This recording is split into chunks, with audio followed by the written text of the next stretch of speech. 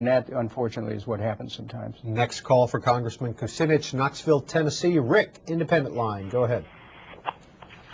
Good morning. Good morning, Representative. Good morning.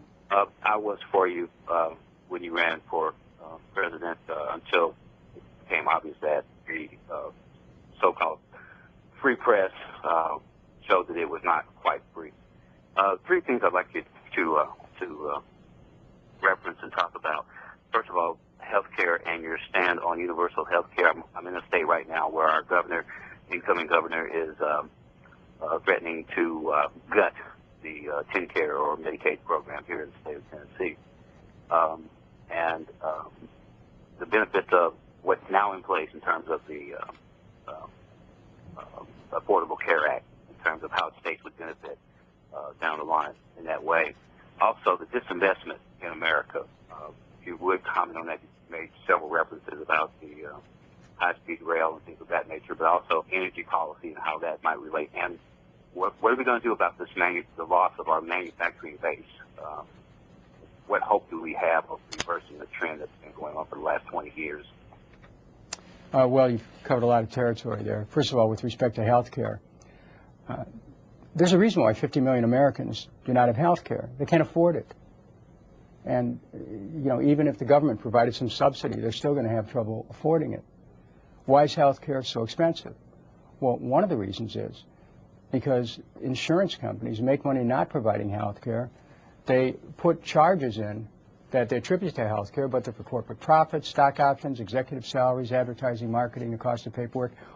All of that not really related to health care, but they lard in great amounts of expense in that way, and they drive the cost of health care up substantially. I've seen studies that say 30% to $1 out of every $3 goes for things that are not related directly to health care.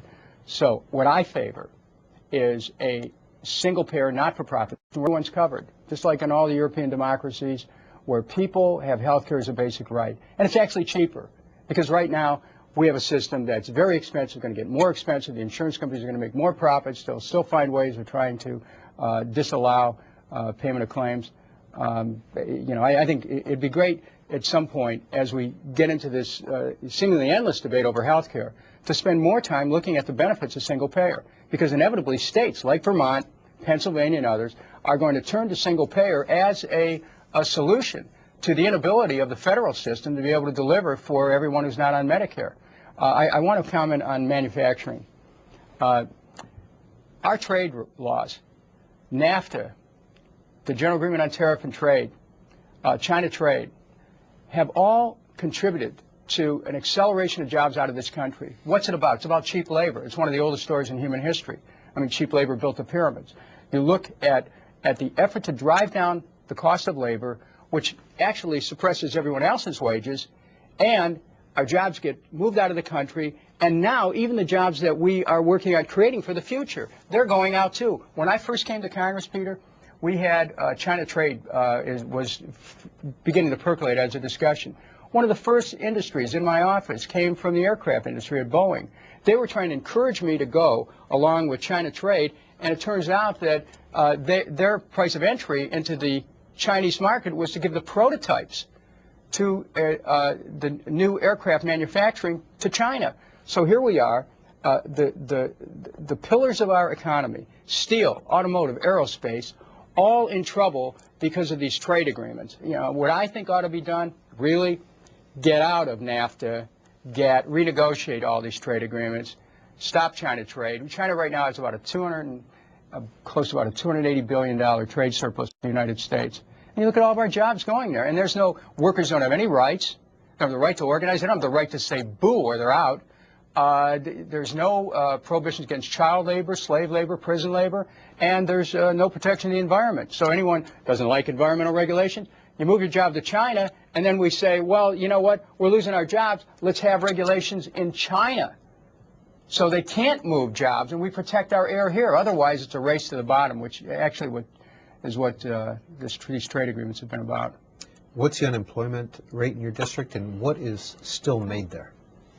Well, we still we still have a presence in steel, in automotive, and in aerospace. That's, we're still part of America's backbone, but it's diminished.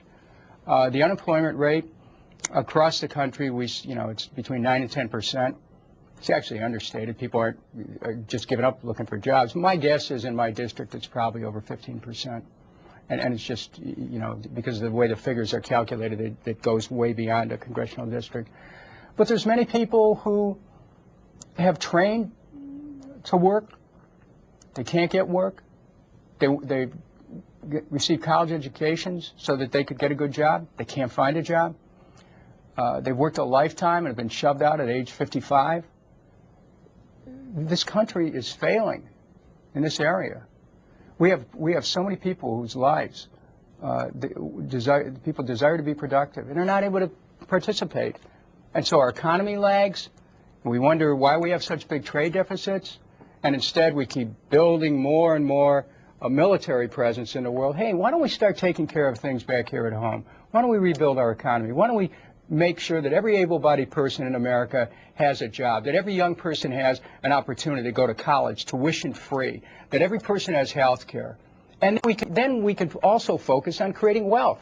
I think wealth is a good thing. We should show people how wealth is created and enable the wealth to be more equitably distributed in the society.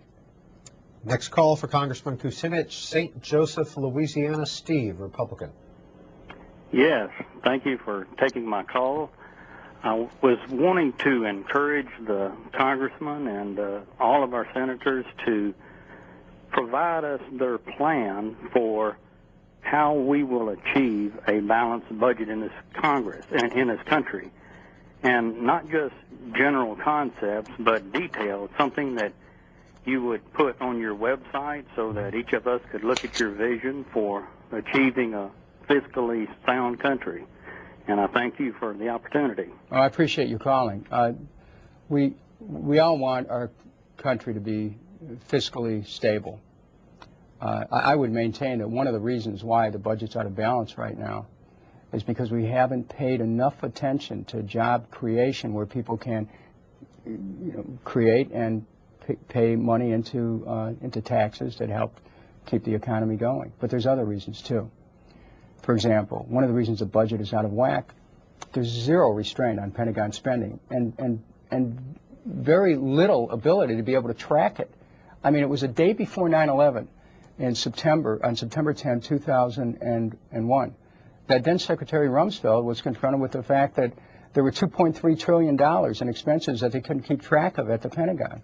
There's over 1,100 different accounting systems. I mean, Joseph Stiglitz and Linda Bilmes in their recently published book, The $3 Trillion War, relate how the cost of the war in Iraq is going to exceed $3 trillion over a period of time. The war in Afghanistan will soon, at some point, will go over $500 million and head towards $500 billion and head towards $1 trillion. We get into these wars. There's an expense. Then we talk about nation building. Why don't we start rebuilding America instead of talking about telling other people how they should run their lives in their country? So to the gentleman from Louisiana, the cost of an expanded military, the cost of war is a huge factor driving our deficits. In addition to that, our trade agreements help drive our deficits. It isn't education that has put this country into trouble. It's not providing for the health of our people, although there are ways to save money in health care, I'll grant you that. It's not Social Security that's put America into trouble. It's the fact that Wall Street was left to run rampant. They cheated their stockholders, and they cheated this country, and now they want to get rid of the regulations that, whatever regulation existed to impose restraint on them. We have got to find a way to be productive as a nation, to be self-sufficient as a nation, to create jobs for Americans, to protect our jobs here at home, and to stop running around the world looking for enemies to slay. Jeremy tweets.